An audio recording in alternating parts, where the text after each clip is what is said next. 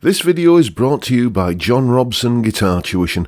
If you enjoy the content, please consider supporting the channel by enrolling on a course, purchasing some guitar lessons or a t-shirt, or you can join my Patreon. Now, on with the show. Hello chaps, welcome once again to John Robson Guitar Tuition. As always, I do hope you're well. Now then, today is another one of these videos where I just wax lyrical about an album that I absolutely adore and try and convey what it is that makes me feel that way about said album.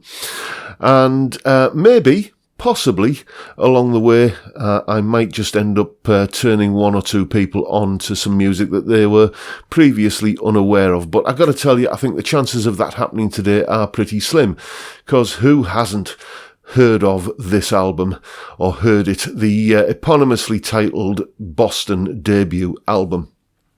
Absolutely fantastic album. Can't tell you how much I love this. I was a bit of a late starter when it came to rock music. I was late to the party. I didn't really start getting into it properly until I went to college in the early 80s.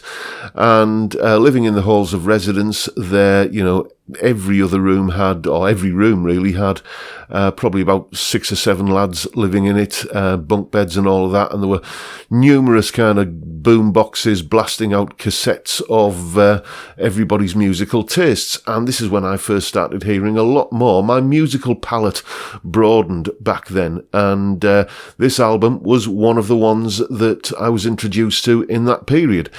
And it made such a big impression on a young 17-year-old John Robson that, later on, when I'm sort of 50 several years old, I'm still loving and listening to that album. And here's why.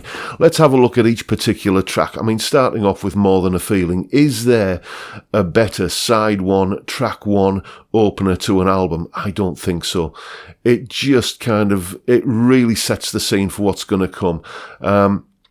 I'm going to be kind of talking about many things that on this track that you will kind of hear me talking about on all of the tracks. So forgive me if I get a bit repetitive, but you've got catchy kind of hook-laden choruses. You've got stunning production. You've got virtuoso, soaring vocals that seem to kind of hit the stratosphere, and Tom Scholz's gorgeous guitar work, just such an ear for melody and such an ear for an arrangement, and just making all of the pieces fit perfectly. And it's just a rock anthem. I will not hear a word said against it. And then we move on to the second track on the album, Peace of Mind. Now, how many songs these days use that old 6-4-1-5 chord sequence? It's become quite a cliche.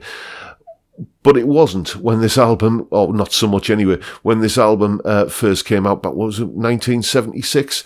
It's just such a catchy intro, that strummed acoustic guitar part, and then you get the lead guitar entering, and again catchy choruses, real kind of memorable melodies throughout, and production values that are just, it never sound. You listen to some albums that came out in the 70s and you can hear the limitations of the technology at the time, but not on this album. It sounds as fresh and just polished today as it did back in 76. And let's not forget that Tom Scholz recorded much of this material, I think, in his garage, using equipment that he'd built.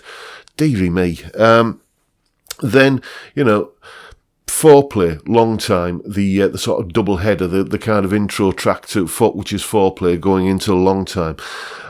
This is where, you start hearing some, would you call this progressive rock? That sort of, that organ intro and that kind of instrumental intro to this song it wouldn't sound out of place on a Yes album or a Camel album or something like that. It's not just all about the instant bubblegum, kind of pop hit sensibilities on this album. There is real depth there, and this is, where you'll see it. What else have I written here? Yes, Tom Scholz, an inventor, a fantastic guitar player, brilliant songwriter, incredible arranger and producer, and also pretty much, I would say, he qualifies as a virtuoso keyboard player as well. I mean, just listen to the Hammond organ that he plays on this track. Moving on, you've got Rock and Roll Band. Now, this is a fictionalized account of the band's, kind of playing in, small dive bars and venues in Boston. We were just another band out of Boston is the opening line. That's not their experiences of, the band Boston, because, as I say, it was pretty much, to all intents and purposes, a Tom Scholz solo project where he brought in other people to augment his vision. I mean, Brad Delp, his vocals are just one of the shining jewels throughout this whole album. I mean, I honestly think Brad Delp is probably one of, if not the best rock vocalists who ever stood in front of a microphone. And I think it was Sib Hashian who played a lot of the drums on this album. But to all intents and purposes, it was, it's Tom Scholz's baby, this album. So it's not like it's a bunch of musicians in a room who've paid their dues playing in bars and clubs and stuff like that, and finally getting a record deal and recording their album. This is an album that's kind of layered and overdubbed and put together that way. But it still sounds fresh. It still sounds vibrant. It sounds like, I often talk about, when you can listen to an album and feel the eye contact between the musicians as they're playing. Even though that manifestly isn't happening here, you still get the impression that it is, which is quite an achievement.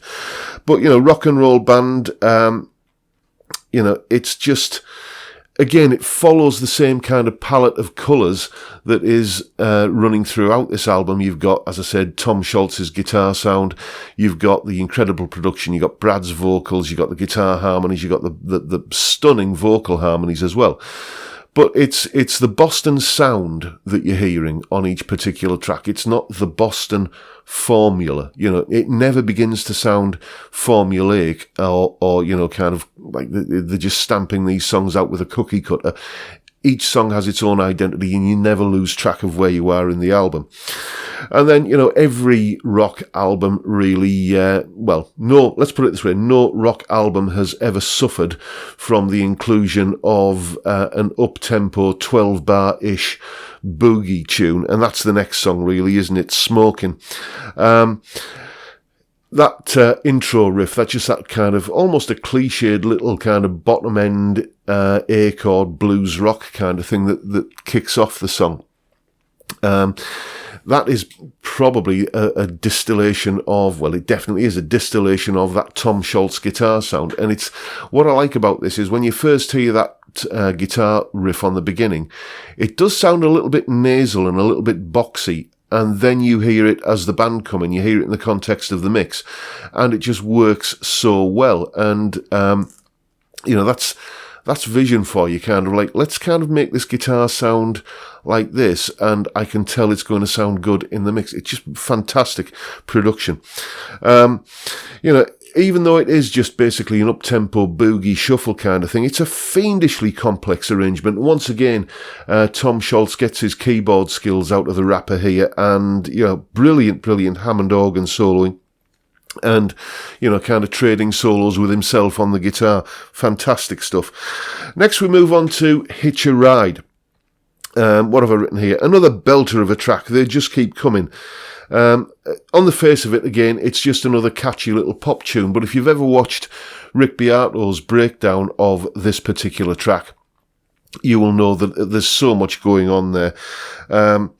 You've got a bass line that just kind of weaves a course through these chord changes, the beautifully picked acoustic guitar part, and the way the vocal melody and harmony is just sit perfectly on top of the track, which frankly would stand alone as a good instrumental track anyway, but the vocals really are the shining jewel. Anyway, what's next? Before we move on to the next song, something else I should have mentioned there is the outro solo on Hitch a Ride.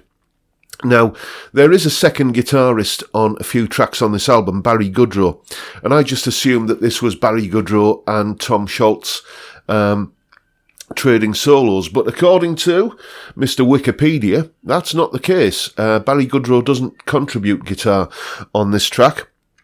He plays on 4-play, Long Time, and Let Me Take You Home Tonight. So that outro solo that you hear on Hitch a Ride is Tom Scholz kind of trading licks and kind of bouncing back and forth off himself. And it really does, again, give that impression that I talked about earlier, where you think you're hearing that or feeling that eye contact between musicians who are genuinely kind of just jamming. But no, it's all Mr. Scholz. Something About You, that's the next song. It begins with a minor key arpeggiated guitar and an absolutely beautifully tender vocal melody, which, there's no lyrics there, it's just all kind of ooh, ah kind of thing. I'll spare you my singing, you really don't want to hear that, but if you know the track, you know what I mean. Then, after that, it comes in with the trademark Boston harmony guitar sound, and we're off, okay? And just like the rest of the album, we've got all of the ingredients here for the Boston sound, remember, not the Boston formula, and it's just a joy to listen to. Every guitar lick on this album, every woo and yeah on the vocals, every note is underpinned in this track, I think, there's a real sense, particularly on this song, of a real sense of joy and excitement by the people, kind of taking part in the recording here, and it works so well. It really is greater than the sum of its parts. And then the album closer, Let Me Take You Home Tonight. Now, this begins with a rather angular guitar riff that, to my ears at least, has a touch of the sort of Byrds, Roger McGuinn about it. And then it sort of evolves seamlessly as it progresses from its, as I said, slightly kind of 60s-ish jangle pop through to just a barnstorming, foot-stomping, punch the air stadium rock anthem. It is just a brilliant way to close the album. It's just, then there's that tempo shift at the end that just kicks things up another gear. Just when you think things can't get any more, kind of intense and exciting, it does. It just kind of moves the tempo up, and seamlessly as well. You never feel like you're listening to complex music when you're listening to this album, and that is in itself part of the cleverness. The complexity is there, but it's not kind of wearing it on its sleeve. It's just, the more you listen to this album, the more hidden depths you discover, and the more you kind of, I'm still hearing new things in this album to this day, as I say, kind of, maybe nearly 40 years after I first heard it. Now, the biggest, as I say, achievement that this album pulls off is that it manages to be slickly produced, perfectly, flawlessly put together, but it never ever sounds sterile. It never sounds, kind of over sanitized or anything like that, which, let's face it, 80s rock music did get a little bit too, for my taste anyway, sugar-coated and, kind of saccharine tasting in terms of the production. But this album, it manages that perfect balance of being, flawlessly produced and slick sounding, but without losing that fire in its belly and without making it sound bland. You could, I suppose, level the accusation at this album of, because it's kind of radio friendly, kind of catchy pop rock with strong choruses and slick production. You could level the accusation at it that it did sort of pave the way for the spandex L'Oreal endorsing poodle perm hair metal stuff that was to come from the mid-80s onwards, but I just love this album and I don't care, basically, as you can tell. So there you go, folks. Those are my thoughts on the Boston album by Boston. Who else? If you've never heard it, and I severely doubt that, I will link to it down in the description. And check it out if it's new to you. And that's pretty much it for today, folks. I hope I've passed on some of my enthusiasm for this album to you, to go and check it out or revisit it if you haven't listened to it in a while. And if you've enjoyed the video, please hit the subscribe button and the notification bell if you haven't already done so, and why not give me a like while you're at it. It's only Tuesday at the moment, but don't forget the live stream on Friday 5 p.m. UK time. We basically sit and have a beer and chat about music and guitars and all related manner of stuff. I'd love to see you there. It's a great way to kick off the weekend. But for now, I'm going to wrap it up there for today, folks. Thank you so much for watching. Thank you for your time. Look after yourselves, folks. Stay well, stay safe, and above all, stay sane. Bye for now.